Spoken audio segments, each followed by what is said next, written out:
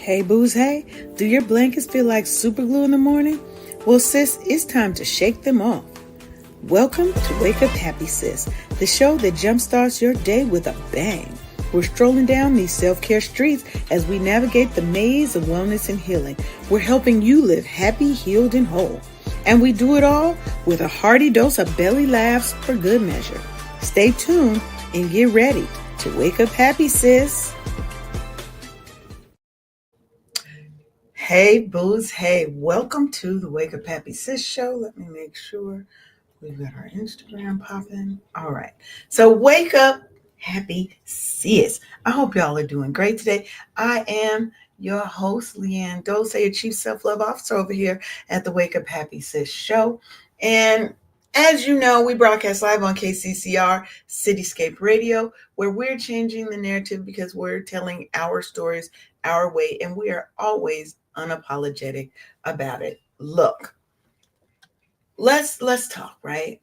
Because this show is not just about self-care. We talk about transformation. I want to be real with you. Now, as much as I love a good bubble bath, a good trip to the spa, and all those things, yes, those are self-care. But that's not the only self-care that there is. That kind of stuff is not going to heal the wounds that you just haven't dealt with yet. Now, this episode is about stepping in to the kind of healing that makes you whole, that makes you unshakable, and that makes you untouchable, unfuckwittable, if you will. This is the kind of healing that can break cycles, in generational curses, and can put you back in control of your own damn life, because that's what we want. That's what we're about here. And listen, I'm not doing this alone. Now, y'all know my co-host Sharon is usually here. She's traveling today, so she's not going to be joining us today. But I do have another powerhouse guest that's coming today, Stacey Sizemore, a transformation coach and a speaker who's helping women break free from stress, build resilience, and take their power back. I also have Ashley Browning, founder of She's Selfish, who's out here helping Black women reclaim their time, energy, and joy through deep self-care, mindfulness, and womb wellness. So, this is not the episode for you to multitask through. I need you to lock in, tune in, share this with your girl, grab a journal if you need to, and grab your favorite mug of whatever. We don't judge what's in your mug. And let's have some real raw and some necessary conversations. So let's welcome my guests to the show. Hello, ladies. Hello. How are you all doing today? Fabulous. Now, Ashley, do you have a light? We can barely see your face. Do I have I didn't hear you. A light that you can put in front of you, because we can barely see your face. Can y'all see that? Is that better? That's a little better. We'll work with what we got. Good morning. Good morning. Good morning. Good morning. So how are you guys doing before we jump into things? How are you guys doing this beautiful Thursday morning? I'm great. I'm doing well. No complaints. We still here. Look, we are still here. We are still here. We're going to do what we need to do to stay here. Yes. These next couple of years may not be the prettiest, but it ain't nothing that we ain't dealt with as people before. Mm-hmm. So we're going to do what we do. You are correct. So before we jump into the topic, I like to get to know you guys a little bit more. So we have a couple of questions for you, just so you can share with our audience a little bit about yourself. So Stacey, we're going to start with you. Okay. So you're all about helping people break free from stress and from their limiting beliefs. And I think so many of us have been conditioned to just push through, right? Push through the exhaustion, the emotional weight, without even realizing that, baby, you are burned out and you are just running on fumes. So what do you think is the biggest misconception Black women have about stress, and what's kind of that first step for them to truly release it? I guess it is being okay not to be okay. And we as women, we're nurturers naturally.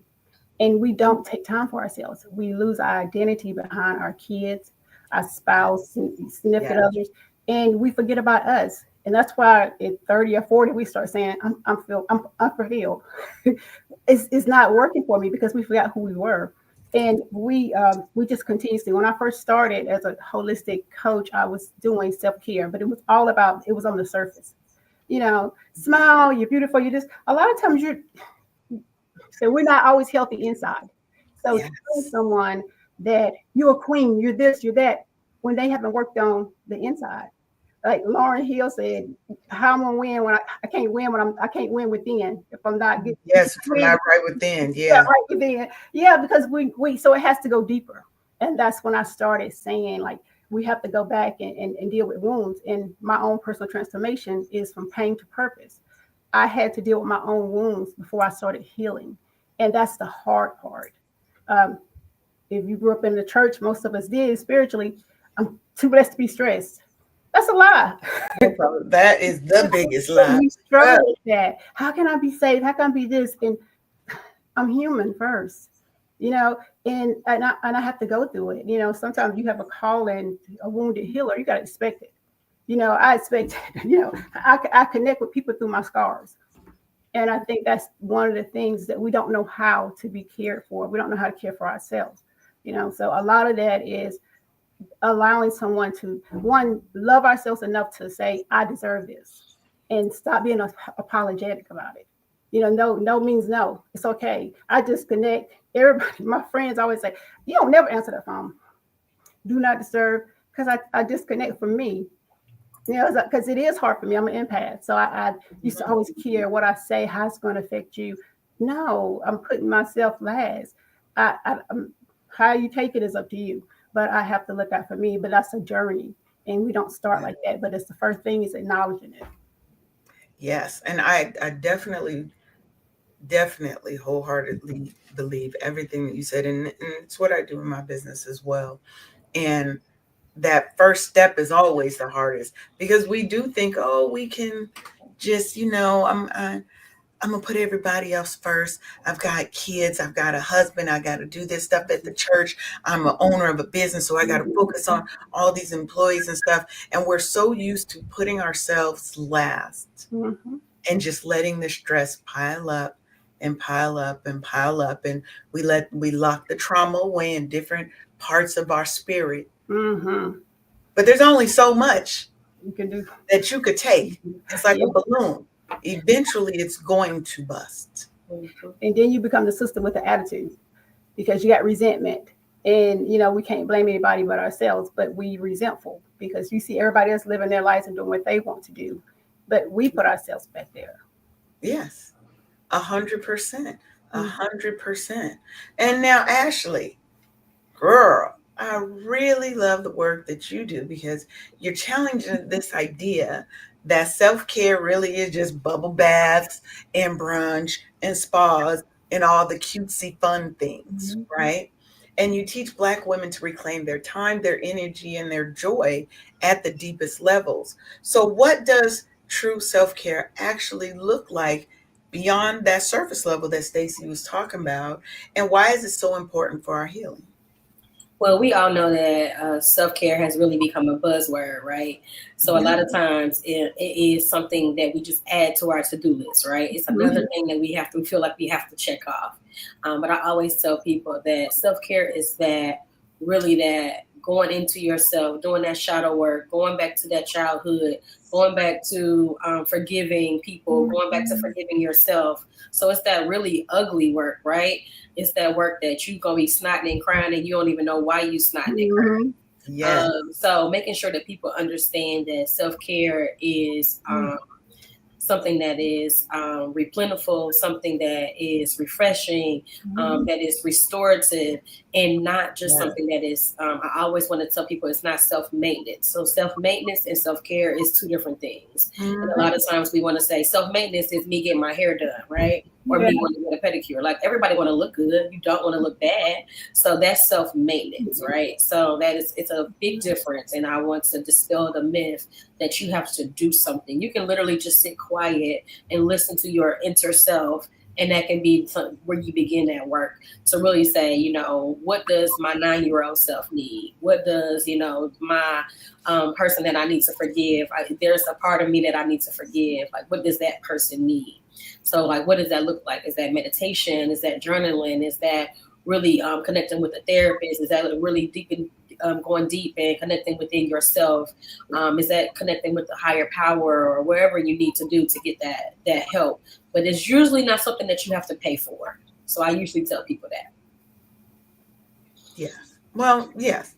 So I think for me, right now, I love a good spa day, you know, like the next person. And that can be a part of your self-care routine. I take my bath, I get my tea, but I agree. If you're not doing that healing work, if you're not walking into that storm and dealing with all the trauma that has turned into personality characteristics, that has turned into walls that you've built up that you say, oh, I'm just a direct person. No, you're guarded. You guarded, you're scared, you're traumatized from the things that you've been through, and rightly so. But we cannot continue to remain broken. It's okay to break.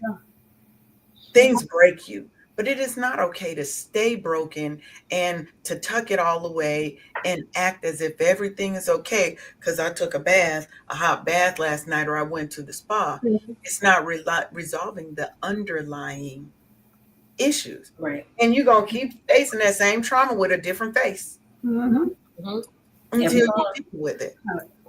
I like that, Ashley. Self-maintenance. That is totally different. Self-maintenance. Yep.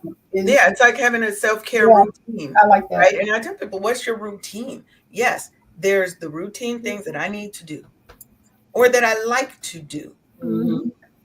But, and that is a component of self-care. But there's also that work. There's the real work that has to be done around your emotional, mental, and wellness. Yeah. And we can't just keep acting like everything's okay, because it's not. Yeah, I always say it's okay not to be okay. Yes. That look, I tell people that all the time. But it's not okay to stay that way. And I think for me, being in my early 50s, growing up, we didn't have all of these concepts of mental health support. It was not a thing that you did. You didn't go get support. You didn't go talk to a therapist. What? That means you are crazy. Something is really wrong with you. And you know, what happens in our family stays in our family. So all the trauma that we went through was locked inside. And we were taught that we were not worthy of love, that we were not beautiful, we were not good enough, we couldn't talk and speak up because children should be seen and not heard, right? And some of the trauma wasn't even trauma that they meant to dump on us. It's just generation of what they've been taught, so they keep going with it. But at some point, somebody got to raise a hand and say, okay, I'm done with this. I want something different for me and for my children. So Ashley, what was your own wake-up call that made you realize that self-care just wasn't enough without that deep healing work? It was kind of similar to what you said in the beginning. I was at a place in my life where I was completely burnt out, right? Nothing was bringing me joy. I was not passionate about anything at that particular time. And it was like a light bulb kind of went off when I heard someone say, women, Black women especially, they take care of everybody else but themselves. And it was just like literally a light bulb went off, and I said, that's so true. And it was like, okay, now how do I begin to do the work to make sure that my cup is always full, right? So that is when I got into that space. And that was probably about 6 years ago now. that I was able to like go through that process of, you know, starting therapy so I can pinpoint what my triggers are, being able to know that, you know, there are some people that I need to let go of, and, you know, holding on hurts me more than anything else, right? So like, how do I let go and be able to keep going, and how do I get to a point where I'm from a place of that I'm not from a place of anger, like Stacey said, or resentment. How do I come and show my best self? And what does that look like? Because like you said, Leanne, a lot of times we are not able to be our best selves, or we were taught to hide it, or push it under the rug, or, you know, don't talk about it. So like that is traumatic within itself, that you don't even have the space to talk, you know? So I didn't want to be silenced anymore. I didn't want to be, have my voice taken. So I am a very outspoken person. So I was always that kid that got in trouble for questioning and having those questions that like, well, that don't make sense. So like now I'm being told, like, since it don't make sense, like, well, you're not supposed to question adults. Why? Like, that don't make sense to me, you know? So that kind of space. So being in this space, or being in a position that I am able to be my whole self and be authentically me wherever I show up. Yes, I love that. And I think that comes with age and with experiences, where, especially if you grew up a certain way and you didn't feel like you were able to be yourself and to be authentic and true, right? Because maybe somebody's not going to like me. I've been told that I'm not shit. I ain't never going to be shit. I wasn't shit, so you ain't going to be shit, right? There's so much that we have dealt with. And that ability to show up authentically as ourselves, I think the younger generation has that, because they come in and baby, they will quit a job, ain't got no plans. They will, but they believe in therapy and focusing on their wellness. So somewhere in there, we did a good job at breaking that cycle, because baby, they will be like, I just need a mental health day, and they show up authentic and true, like it or not. Yeah. But I think for me, it didn't come for me until honestly my 40s, where I really felt like where I had to accept me for everything that I am, good, bad, ugly. And I've talked about my journey and how I'm a nudist at heart, and how I don't necessarily believe in the concept of monogamy as a requirement, right? That I've been hurt, but that I also ain't shit sometimes, because I've done a lot of hurting people too, out of my own pain, right? Yep. Yes. And when do we get that, right? Yeah, hurt people as well. So you know, that is one of the things that we say often, but it's really true, because you don't know what to do with your hurt. So now you are now in turn hurting other people. You go and spew that pain on somebody else. And then we act like this trauma that we're holding inside, it becomes a part of our personality, right? Oh, she's so raw and rough around the edges. She's so this, she's so that. And you've got all these walls built up. And you're so afraid to let somebody in because you're going to be hurt again, right?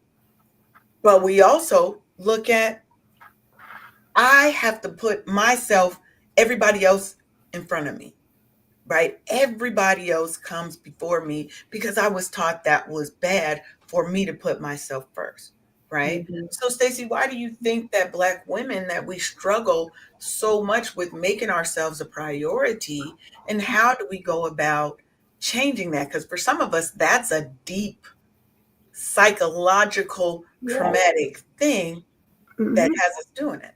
And we don't even realize that we do it, and we teach it to our kids. I remember years ago, I was always, I used to teach dance at my church, and every time I pulled up in the parking lot, my head would hurt. Because it was just, I was doing it because nobody else would do it. And I remember my daughter, she was in high school, and she said, "Why do you keep doing it?" Because nobody else would do it. I was teaching her right then how to be a doormat.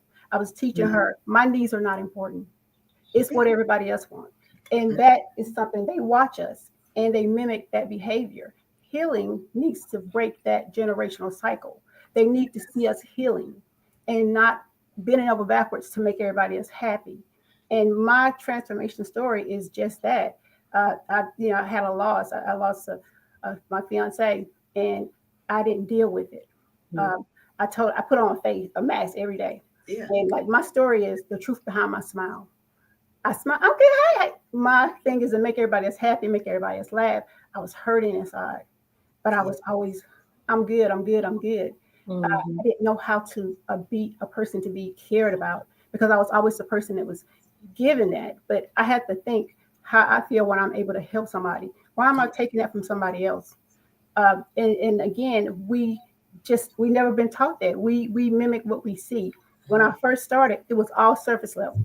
The self-care, self-love, self-validation, it wasn't, but then when I started evolving myself, I started saying, wait a minute, I have a blockage up and I didn't realize I did. I wouldn't let anybody get close to me. So I only look for surface relationships because for me to open up and be vulnerable means I'm having to deal with my loss. I had to deal with that pain because now I'm saying I'm ready to do this again. And I hadn't dealt with that. And it was hard. It's hard to set boundaries. It's hard to say no. It's hard to say that because we just learned behavior. Not to. And then when I started coming from a place of accountability, I was losing people left and right. I was losing clients left because I made them feel good. But that's the problem. We make people feel good. Sometimes we got to sit with the ugly stuff. And we have to accept the ugly part. Accepting it is the first part of healing. You have to accept, just like you just said, I messed up myself. But it's okay today. My past mistakes, my past choices don't define who I am today and where I'm going next. But for us, we are, and how we look at each other. We're judgmental. We and we worry about perception of other people. Other people, like, why do we care what other people think? But that's the way we are. It's based on a societal acceptance. I had to put on that mask every day because everybody is expecting me to be okay, me to be happy, me to be smiling. And instead of dealing so I had to learn, I had to evolve, I had to grow. But doing it, I had to own up to a lot of stuff. I had to, look at the hard stuff. I had to sit, cry. But we taught that behavior. I taught my daughter that. I taught her that as long as everybody else is happy, worry about you later. I taught her that, not telling her, but she saw it. She saw me doing that. And she even had enough sense to say, why are you still doing that? You don't even like it. Yeah, because they're just like that. I used to get on her by coming to my job. She was a basketball player and she natural, whatever. She know who she is. I love that about her. And I was like, why you gotta come to my job with your hair looking all mess? I said, what if I came to your school with rollers? I just tell people you're my aunt. They don't care about unbothered. Yeah, but I learned this from my parents. Perception. If people thought, oh, Stacey's doing this, that's not even what I want to do. I'm in jobs that I'm getting promotions and this and that, but I hate it. I wasn't doing it. And that's how I ended up started coaching and mentoring and doing all the things I do. I started pouring into others. It was easy to pour into others and not deal with me. It was easy. Yes. Yeah, I don't have to deal with me. I'm pouring into others. You better get a clap on that one. I think people missed what you said, right? And I don't want to gloss over that. You were pouring into others, so you didn't have to focus on your problems. And how many of us do that and say, oh, I'm fine, and I'm just going to do this, and I'm going to do this, and you've become the Captain Saver, the savior. You feel like it is your job, your duty, and requirement to save everybody, so that you don't have to participate in your own saving. Yep. And a lot of people want to know everybody else's business because they know their situation is jacked up. But it makes them feel good to see yourself because they don't have to deal with theirs. So they do comparison. But me, I didn't focus on me. I focus on raising my daughter. I focus on doing this for everybody else. I don't want to deal with Stacey. I don't want to, because to do that, I have to admit that my life has changed. My life will never be the same. And that's opening up wounds that you just don't want to deal with. It's hard. It takes to disconnect it from everybody. You can self-reflect. It's like I used to look at myself as a third party because I can't. You got to get out your feelings. Think logically. And we women are emotional. We just naturally emotional creatures, but sometimes we have to get away from that and think in a logical way. Don't let your heart always make the decisions. You have to learn to make logical decisions, and head, heart, mind, body, and soul. But it's just, thinking away, disconnect from everybody. You can't keep being around the same people that's doing the same thing. Disconnect and be by yourself and be okay to be by yourself. Because you're never going to get another perspective if you continue to do the same things and be in the same circles and get around somebody that's going to make you grow. Think different. Challenge me. Challenge me. Make me think. I'm going to have to agree. A lot of people don't want to be challenged. They want to be coddled. They want to live in the matrix, right? They want to live in that world where everything's okay. I can act like everything's fine. I'm just going to go to brunch with my girlfriends and blah, blah, blah. And I'm going to act like all this trauma that's in my heart and in my spirit and my soul is not there. And everything's fine. And I'm going to focus and pour all this love in everybody else. And I'm going to put that mask on every day faithfully. And I want people to tell me that everything is fine, that everything's going to be okay, and that I don't actually have to fight and work for my healing. Yeah. Right. And that's one of the major things. I think what people have to realize is your transformation just simply starts with a decision. I need you to choose yourself. I need you to choose your healing. I need you to choose your peace. I need you to realize it's okay to put yourself first. It is actually a requirement to put yourself first, not to put yourself at the bottom of everybody's list. And one of the things that you guys were talking about of teaching Stacey, I'm teaching my daughter that your kids are always watching. If you don't think so, get yourself a toddler who's around you all the time. Give them some of your things and ask them to show you, what does mommy do with that? Yep. They're going to take that deodorant and try and put it under their arm. They're going to try and put some lipstick all over their face, right? They're going to try and curl their hair. They're going to get their little thing and try to drink out their drink. They're going to, emulate. There's a lady I watch on TikTok, her daughter, she does these skits where her daughter acts like her. And this lady is like cusses and doing all things. And I love the skits because it's very telling of how somebody sees you. Yep. And they're emulating everything we do. So if you teach them that I'm not good enough, that I'm not worthy, what are you telling them? Because if they see you giving in to everybody, never saying no, always saying yes, even when they can tell you don't want to do it. Yeah. Right? Taking your anger and frustration out on them, what do they learn? They learn to model what they see. And if they're not seeing quality representations of a healed woman, what are you teaching your girls? And then what are you teaching your boys about how to treat women? It's not just our girls we got to worry about, because as women, we teach men how to treat us every single day. And we teach our boys how to treat women because they see how our daddy treated us or how our boyfriend of the moment treats us or whatever. Right. And like I said, it's when you want to change, it's a decision. It does not have to be hard. It is choosing you. Dysfunction is a learned behavior. Yes. And it's not about what you say, it's what you do.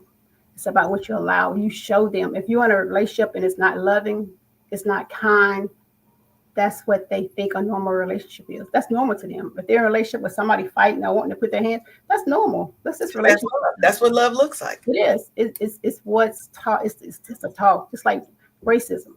It's a learned behavior. Yes. They don't care about what you say. They what you do. They mimic what they see. My daughter said, I don't want a job like you. You was always so stressed. You used to always be this and that. So she didn't want a 8 to 5 because all she saw was me coming home, burnt out, stressed, complaining about people, I used to always ask my daughter when she was younger, if there was anything you would change about me, what would it be? Because I want her to know she had a voice. Even though she was my child, you still have a voice. And she said, for you not to be on your phone when you pick me up from after school. Done. Every time I turned on that street, phone off. Even if she didn't want to talk, I was available. And it was like giving her a voice, even though they watch us. It may be some things that we do that they may not like. You seeing multiple men. I don't want to see somebody here, a different man here every time I wake up. Give them a voice, and they would teach us a lot because they're. What is it? Well, give me one thing you would change about me. I tell you every day what I want you to do. Tell me, and that was the one thing she said. And she's like me 6th, 7th grade. And except for you not to be on your phone when you pick me up from school. Because I'm complaining about something at work. They hear all that.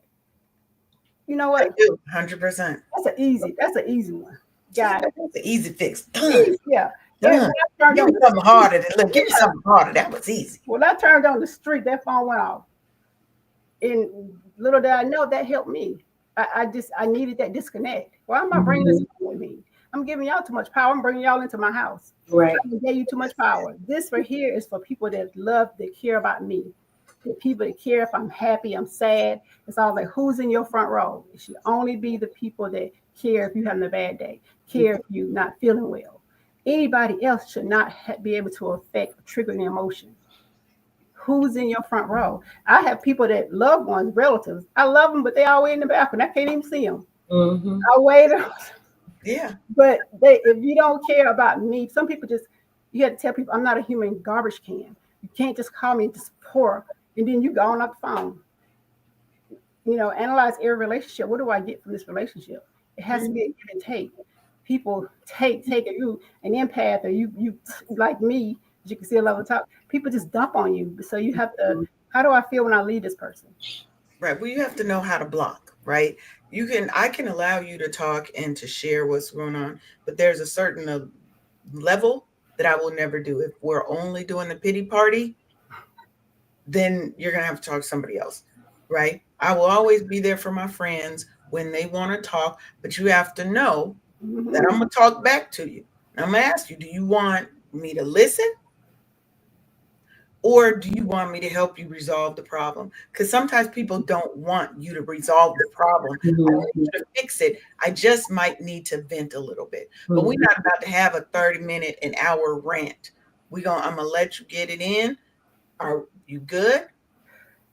And if you don't want me to help you resolve it, then let's move on to the next thing, right? Because that's how I protect my peace. That's right. That's how I protect my peace. And if I'm not whole, right? I mean, if I'm carrying all these old wounds, this old trauma, then I get into trauma bonds with you then. Because all we sit and do is bond over trauma. I had a friend like that. We were both going through things with these guys, and literally the bond was nothing but trauma. That's all we talked about. That's all we talked about. Yeah. All we talked about. And I was like, okay, this can't continue. That's not a friend. That is a trauma bond. And I think sometimes we don't even know it. It's until you start healing. But when you're still carrying that weight of those old wounds, you will never be on that road to being whole. Yep. Because we're taught to push through. You're going to push through. You're going to suppress your emotions, because we as Black women can't be too emotional anywhere in the world, right? And you're supposed to put that mask on, put that smile on, right? And that cape. Don't forget the cape. Baby. Okay? I got the cape. I got the outfits. Okay? Because, even when I'm hurt, I'm still supposed to be there for you and save you. Yep, exactly. Right? So when do we start healing us? And what people don't get is, yes, I have to step back from you and from everybody else so I can heal myself. Yes, it's going to be a lonely road, a lonely journey, because can't nobody save you. Nobody's coming to save you. Can't nobody fix you. You have to do that hard work yourself. A therapist can help you identify some things. A coach can help you identify some things and help you carve out a path. But who has to do the work? You. If you're not willing to do the work, you're going to stay in that cycle, and you gonna meet the same person with a different face, the same problem with a different, slightly different twist, until you learn that lesson. That's just how it is. And we have to learn, how do we get rid of the baggage? Yep. Right? That Erykah Badu song, Bag Lady. Yeah. Everything that hurts us, now we picking up a new bag. Mm-hmm. How do we start getting rid of the baggage? Like you said, the first step is acknowledging it, and just, being able to know, because some people are comfortable. They're more comfortable with that. Most people are more comfortable in dysfunction. Like I heard this man say, you can be in a darkness so long that light hurt your eyes. Mm-hmm. Here, like, change is hard. Change is difficult, but you have pain. Out of pain comes growth. And most people, I'm comfortable. I'm okay with the norm. This is comfortable. Yeah, I know, he cheat, she cheat, but I'm comfortable. I'm comfortable. He keep the lights on. So you comfortable with dysfunction. You have to be uncomfortable and to be able to say, just like a friend, like, I get bored real easy. I'm like, you ain't got nothing to talk about. And I have people tell me all the time, I'm not, and they'll stop calling you. Like, I can't keep doing this. Like, I don't like telling people the same stuff over and over. So I can't. We're not going back. This is where we are. But I'm not going back. I care too much and think too much of my time and my energy. And I'm always thinking of things I could be doing besides listening to this. Because I heard it the other day. I'm not doing that. I can't do it. Yeah, so for me, I would say the dreaded B word, and not the B word that we think about, but boundaries. I think that's where it starts. And I always tell people that no is an absolute complete sentence. It's no period, right? So you don't have to explain yourself. You don't have to say, well, no, I don't want to do it because. Nope, just say no. And I think that is a lot that's hard for women in general to say no, because we want to always be there. We always want to be that support. So boundaries. So the dreaded B word. Yeah. So if you start there. It's not dreaded here. We love the B word. I love it. This, but there is not a show. I don't care if we're talking about, it don't matter what the topic is. Every show, we're going to talk about boundaries, and we're going to talk about you stop giving out of your store. We're supposed to give out of our abundance. We are not supposed to give out of what's in our cup. That's for us. We're supposed to give out of that overflow. Yeah, whatever spills over. Yep. Whatever spills over is for you. What's in there is for me. Right? What's in there is for me. And I think as Black women, we're taught to be strong instead of taught to be healed. Right? Strong Black woman is not just an identity. It was a survival mechanism that we needed to get by, to get over. But the problem with that is it keeps us from feeling safe enough to be vulnerable, to be soft, or to ask for help. How many of us will go down on that ship before we're going to reach out and say we need help? Your favorite therapist got something that she's not going to ask for help on. None of us are perfect. No, to me, there's no such thing as healed. It's just like cancer. It can come back. It can be triggered back. But now we have to have ways to deal with the triggers. We don't have to always respond with this big blow up or this big meltdown, right? We have to know when to pause, when to rest, when to reset, when to care for ourselves. And like you said, when to tell people no, hell no, 9. Pick a language, right?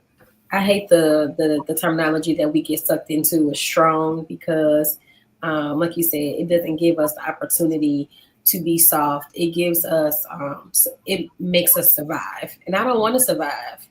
I deserve to be soft. I deserve to be nurtured. I deserve, like they say, the young people say now, I want to be in my soft girl season. I deserve all of that.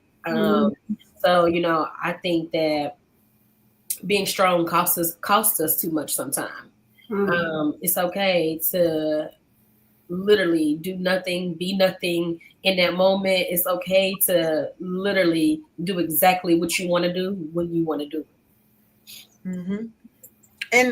And I think when we look at Black women and our inability sometimes to be, or our uncomfortableness with being vulnerable, right? It's like we just need some practices that can help us lean into our vulnerable side, lean into that soft side, right? We don't all have to. Now, I'm a very direct person, often seen as aggressive. It's not a trauma response, it's just who I am, right? Mm-hmm. But I also know when I need to rest. I know how to be soft. I know how to be vulnerable because we're going to talk through it. If you got a problem with me, come and talk to me. Mm-hmm. Let's talk through it, right? But journaling, Mm-hmm. great way for you to be vulnerable and nobody else to see it. Your intro to vulnerability. Mm-hmm. You got to learn how to be vulnerable with yourself first. With Mm-hmm. yourself first.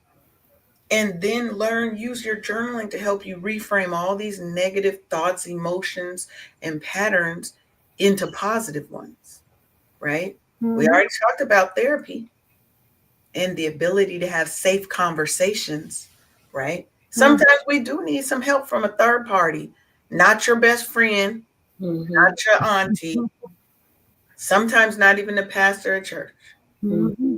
but a professional who has been trained to help you think through some of the things and get to that root cause and create a plan for you to get out of it.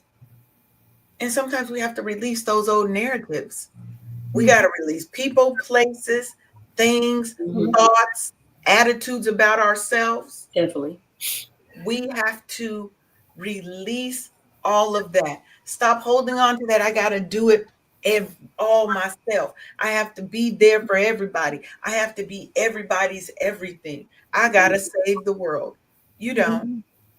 You don't. You deserve rest. You deserve to just focus on you. Oh my God, imagine that. You said it right there in a nutshell. You deserve, and I don't think a lot of times we believe that we deserve. Yep. And I think that is the key to healing in totality, is believing that you can heal, that you can be whole, that you can be untouchable. Believing those things. Like, how do we believe those things that we've never been taught those things? How do we get to that place of knowing I deserve, that I'm worthy, that I am enough? So I think that is where that hard work come into, that you got to love all of you, love those ugly parts, like you said, love those things that don't look great all the time, love those things that you might not like about yourself. So if you don't like it, somebody else probably else don't like it too, right? So figuring out, like, how do I get to figuring out, like, why don't I love it? What's the issue? Did somebody tell me I shouldn't love it? Or is it something that I really need to work on? Yeah.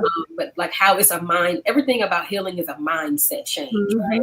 Yes. If you don't believe it, if you don't receive it, you're not going to be in a place of healing. And like you said, healing is something that is continuous. That is something that is going to happen throughout life. You may be healed by one situation, but there's something else that may come up later on that you didn't even know you had an issue with. So it's a continuous thing in life. So how do you get to that point of believing I'm lovable, I'm worthy, I deserve it? How do you believe? Like, how do you get to that point? And so I want to ask that question to you all. How do you get to the point, or what will be your advice to somebody who do not believe that they deserve it? Kind of understanding why. I mean, the reason why. A lot of it is kind of how you were raised, and what are you judging it by? I did a motivational speech, and one time I was saying how we so hard on ourselves, and I did this like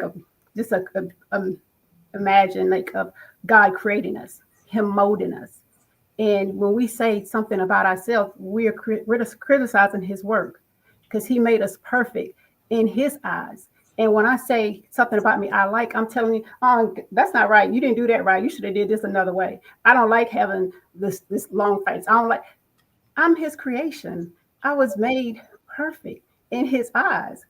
So again, it's going back to kind of, you got to get at that. Where did it come from? You always got to find out, how did it start? Why do we feel this way about ourselves? And back to that strong Black woman, like, we are taught that too. My mom raised me by herself, and I saw her do it all by herself. I didn't know how to allow somebody to love me. I didn't know it until I got in there. Because women, we've been doing everything ourselves. If I give you the ball, you may drop it because it's been dropped before. So I got to take lead. But until I had someone there that was strong enough to love me, I had to, like, dang, I never had this before. I don't want to be the leader. I want to be able to follow. I want that chest to lay my head down on, to say, make me feel protected. We don't know how, we never seen it until it comes, and then we're like, oh, this feels good. Vulnerability is strength, you know. That's good. And that's just, that's strength. Being vulnerable. It's, some women so hard, but it's something behind it. They've been hurt, they've seen hurt, and they don't want to let that down. Like my loss, I had a blockage, and I don't want to go through that again.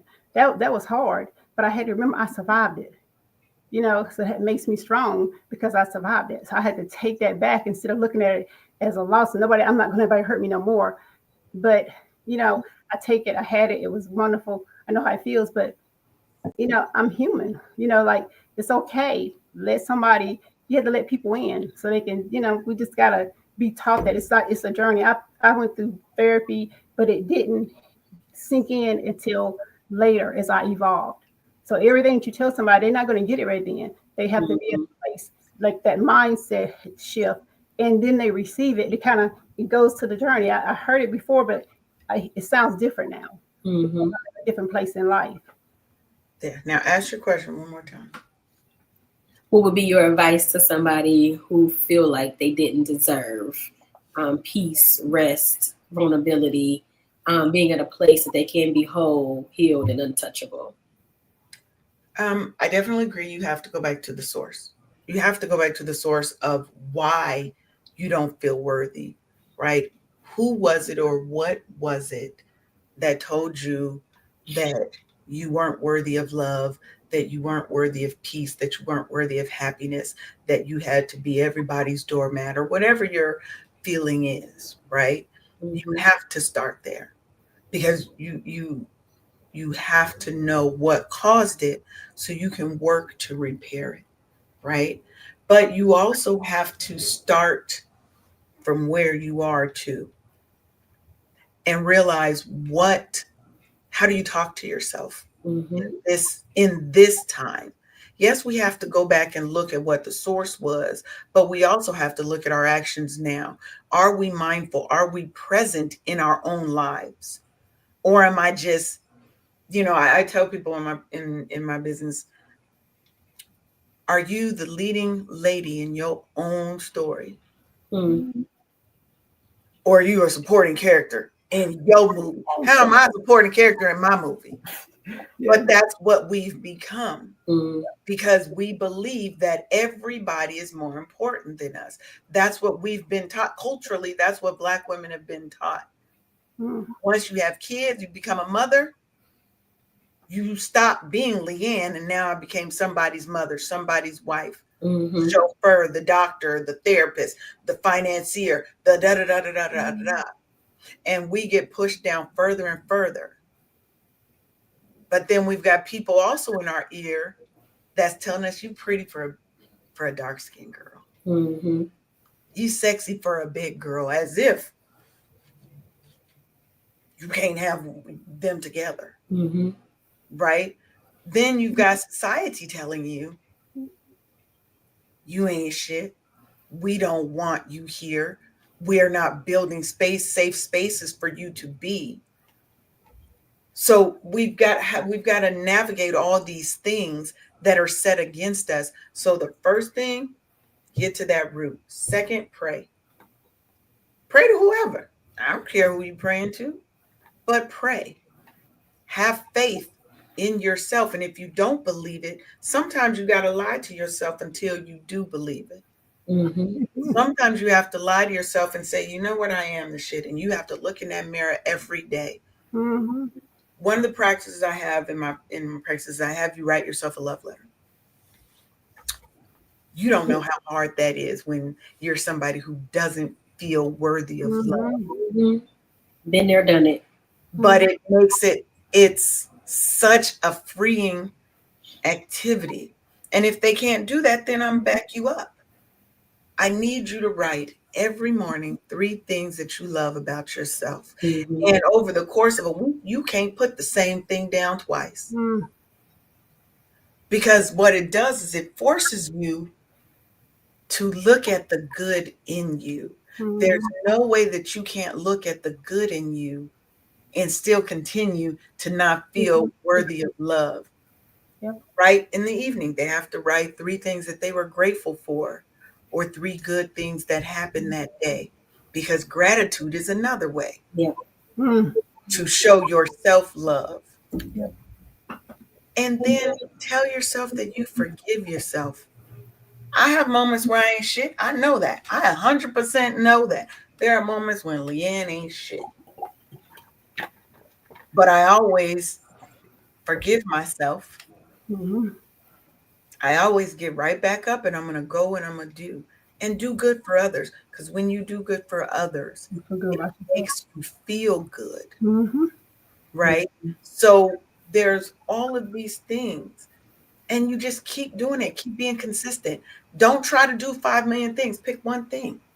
I'm going to write these, my gratitude every night, or I'm going to write 3 things I love about myself every day.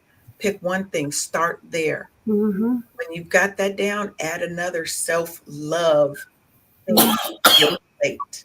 Mm-hmm. And every day, wake up to your favorite song. Now, my favorite song is Jill Scott, Hate on Them Haters. Mm-hmm. That is my theme music, because it's like no matter what I do, you're not going to be happy. So why should I be focused on you? Mm-hmm. I'm going to focus on me and I'm going to do me, because you ain't going to be happy anyway. You want to happy over there by yourself anyway. So I'm going to focus on me. So those are just some things that I would say that, and realize it's going to take time. Yep. This ain't a tomorrow thing. You ain't going to be whole, healed, happy, and living your best life and going from surviving to thriving in one day. It took you 40 years to get to the way you are. Give yourself grace and give yourself time and actually really work through the things. Yeah. And stay off social media, because a lot of times that it plays into people how they feel about themselves. When you comparing yourself to what you feel like everybody else is doing or what everybody else, and it's what they put their best stuff out there. Why would they put their worst stuff out there? So a lot of times we get sucked into that. We saw Billy strolling instead of working on us. Mm-hmm. I probably lost so many friends because I don't stroll through timelines. If you don't pop up in the first 10, 15 seconds, and people will say, she ain't like myself, I don't like. But again, I'm just not defined by likes. I'm not defined by past mistakes. I'm not defined by who you think I should be. That's one thing, self-validation. Even when I'm looking a hot mess, girl, you better do that. And no, I'd be looking a hot mess, but I'm me, and I love me. I love who God made me. I'm me. I'm in it. I'm all of that. Everything. Best and at your worst. I love some Stacey, and that's just it. But I had to fall in love with Stacey. Yep. It happened yesterday. I had to fall in love with her. Yep. Clack on that. I got another fan, girl. little clack. But because I agree that falling in love with yourself is such an important thing, and it takes time. It takes time. Things that you're going to do, but getting past I don't like the shape of my nose, or I don't like that I'm fat, or I don't like that this, I'm that. There's so many things you could not like. Why focus on that when you could focus on what are the things that you do like? Mm-hmm. What are the things that you do like about yourself? And I know that sometimes it's hard, because what people will do is they will still make their statements of like and love for themselves about somebody else. Yeah. I love how I care for people. That's not what I asked you. Mm-hmm. Yeah, so that's one of the things that God really had to work on me with this year. He said, remove all the titles. Mm. And who are you? Like if you are a mother, if you are a sister, remove all of those. Yeah, strip it down. And who are you? So that's one of the really things that I had to work in, because a lot of times we become our title. Yep. Right? So who are you without that title? So I think that's a good place to also start, because a lot of times you always see, a lot of times you see some mothers, their kids go to college and they like, well, what I'm going to do? I have no idea what I'm going to do, because they have no idea who they are. Right. So like starting there, who are you?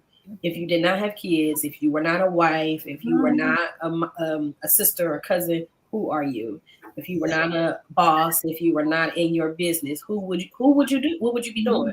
You know, like, so look at those things of who are you? So I think that's a good place to also start, of like figuring out your healing or where you are in life. Like, who am I? And that's a big question. A lot of times we don't know. I'm 39 and I'm still trying to figure out who I am, who I want to be. You know, they always say when I grow up, I want to be this. Yeah. I have no idea still, you know? So, and it's okay, you know, it's okay too. So, because it changes. It changes. Who I wanted to be when I was 10 is different than when I was 20, is different than when I was 30, 40, and 50. Yep. Right? So it changes, it evolves. We're supposed to, right? So I think another thing is, where are you spiritually? How aligned are you spiritually? Right? When you're in true alignment, mentally, emotionally, and spiritually, nothing can honestly shake you. Right? So what is your spirituality?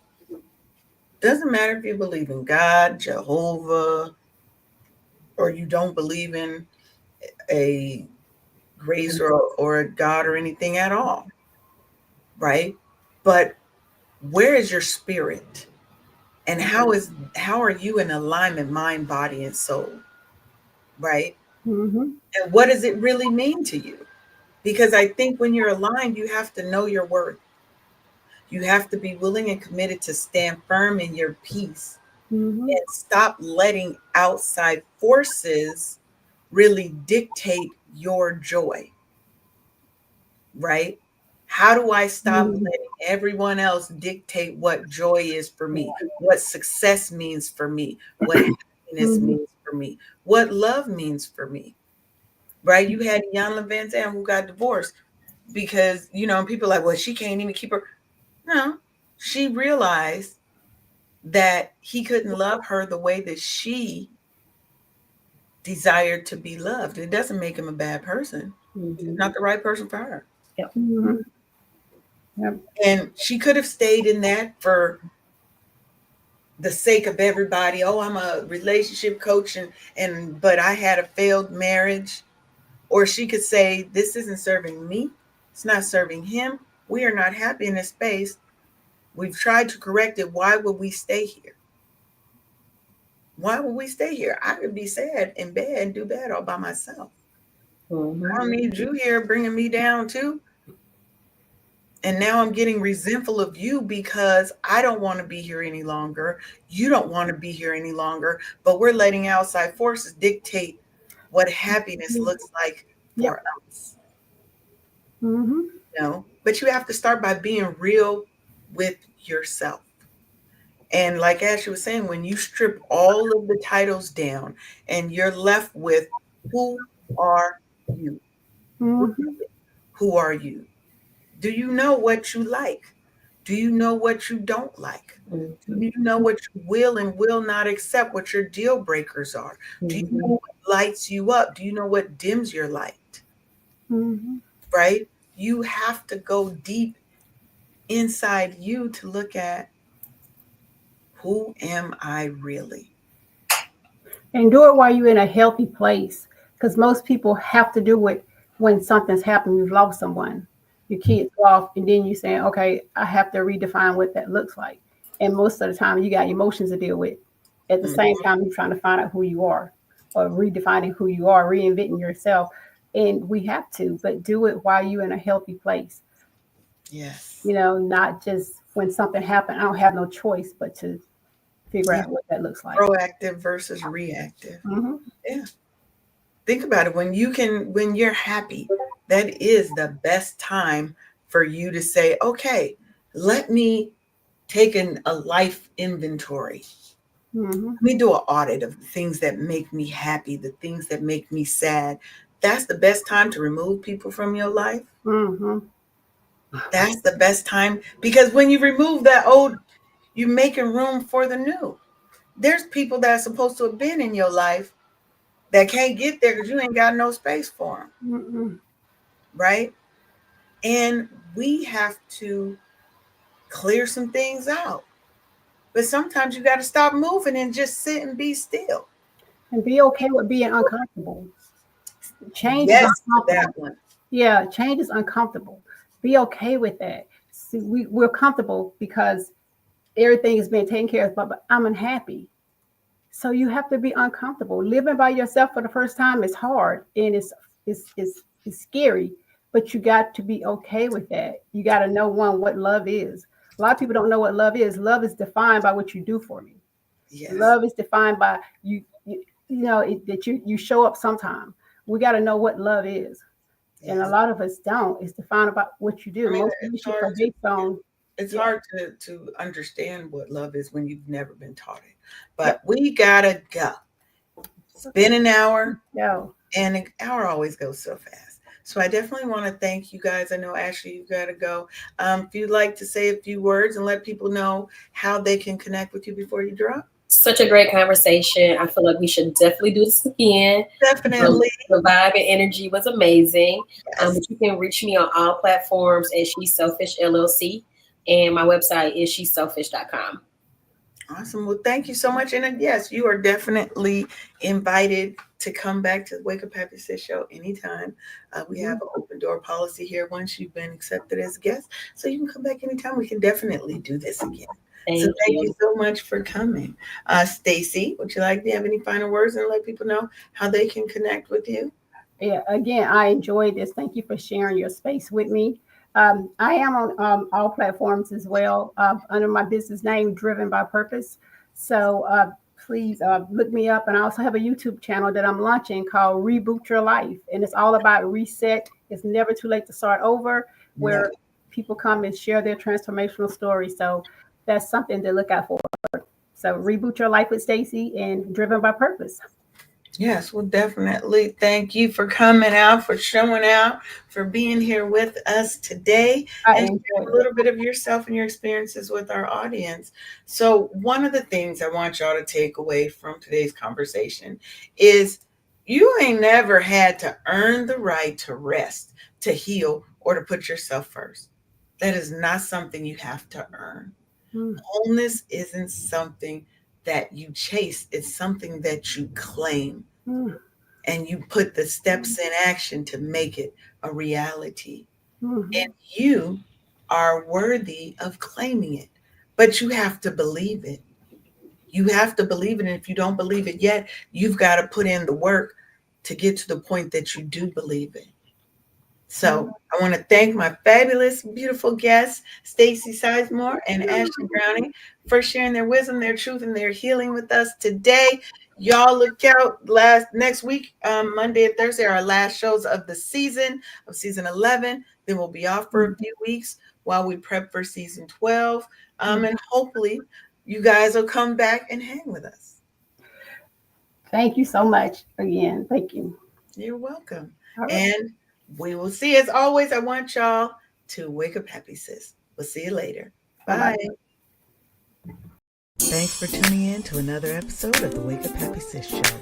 Join us live every Monday and Thursday at 10 a.m. Eastern for more joy, healing, and sisterhood. Until next time.